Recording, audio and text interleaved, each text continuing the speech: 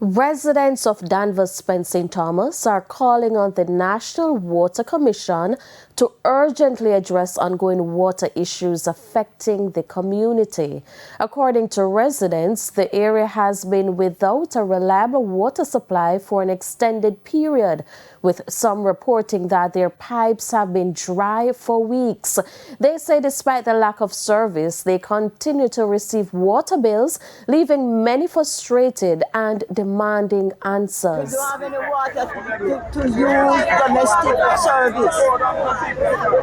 And we would like to know when we are going to get some water. Water is our problem. And you can't carry bucket and go water? No, I cannot carry water again like first time, you all know. And we are being charged this huge bill. And when we went there to query it, we were told we have to pay it. And up to this very moment, no matter how we go and voice our concern, it's still not solved. Not only me alone, even churches in the community that don't have water are receiving these big bills that we need clarification and some understanding. Prime Minister Dr. Andrew Holness has issued a stark warning that the Caribbean risks being left behind in a rapidly shifting global order. Speaking at the CARICOM Heads of Government meeting, he said the region still has a narrow window to act if it moves decisively. Reports from Sandy Williams.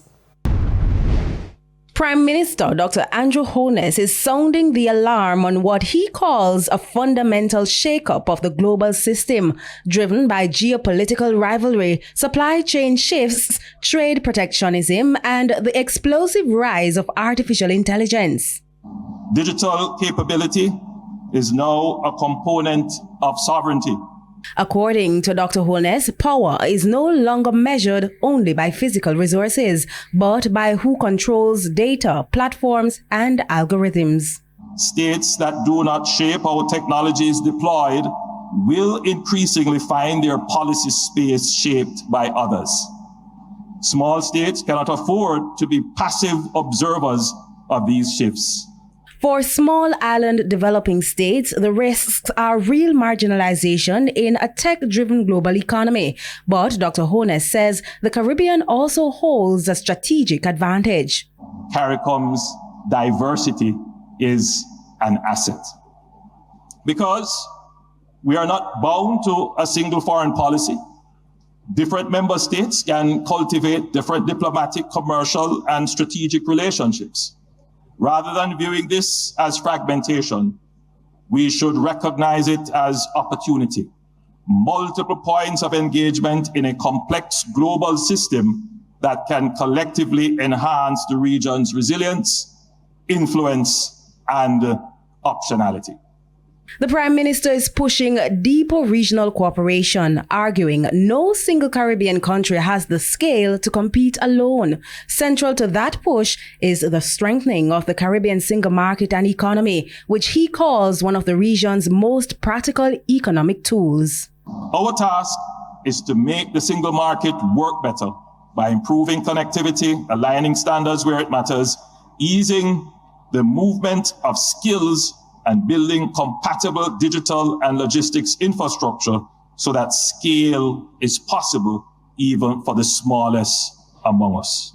Dr. Holness maintains Jamaica remains committed to a fair, rules-based global trading system, but stresses the Caribbean must move from discussion to decisive action if it is to remain competitive. Sandy Williams, TVJ News.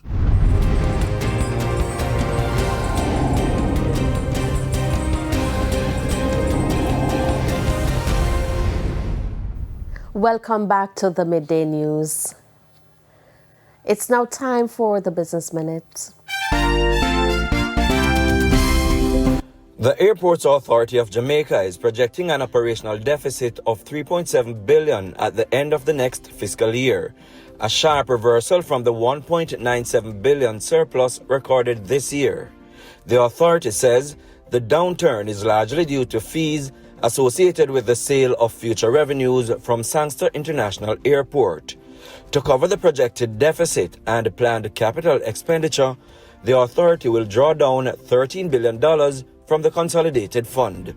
Capital spending is set to rise significantly, with $9.5 billion earmarked for works next year, up from $3.8 billion this year. The program includes rehabilitation of the apron at Norman Manley International Airport, along with improvement works at several airdromes across the island. Further afield, Burger King says it is piloting an AI chatbot named Patty in 500 restaurants. She's connected to worker headsets, and the chain says she can help with manners. It says the idea isn't to survey employees or enforce a script. Rather, it is to give managers feedback on hospitality norms. Burger King says Patty also can help manage orders and restocking. It says it wants to take Patty nationwide by the end of this year. And that's it for the Business Minute. I'm Prince Moore. And we now go to the top regional and international stories. In the region, the Guyana government says senior citizens will receive a payment of 56,000 Guyana dollars in March as it rolls out an increase in the national pension. The payment includes the new monthly rate of $46,000 along with back pay for January and February. Human Services Minister Vindhya Prasad is urging pensioners to ensure their vouchers are stamped at post offices so they receive the correct amount. And on the international scene, an attorney for Venezuelan President Nicolas Maduro is asking a U.S. judge to dismiss narco-terrorism charges filed against him. In court documents, the lawyer argues the U.S. government is violating Maduro's constitutional right to a fair defense by blocking Venezuela from funding his legal team. The attorney says if the judge refuses to throw out the indictment, he will seek permission to withdraw from the case. Maduro and his wife were taken into U.S. custody last month and transported to New York, where they have both pleaded not guilty. He's scheduled to return to court next month. And those were the top regional and international stories. I'm Aaliyah Bryant. Thank you, Alia. We head to a quick break. When we come back, we'll have your midday sports report.